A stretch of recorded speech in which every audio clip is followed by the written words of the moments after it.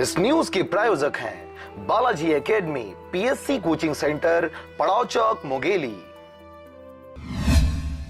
सड़क के किनारे बैठे व घूमने वाले आवारा मवेशियों के कारण होने वाले दुर्घटनाओं को कम करने के लिए मुंगेली पुलिस ने अभियान की शुरुआत की है, जिसमें उन आवारा मवेशियों के गले में रेडियम पट्टी व सींगों को रंग रोगन किया गया ताकि रात के अंधेरे में भी उनको पहचाना जा सके।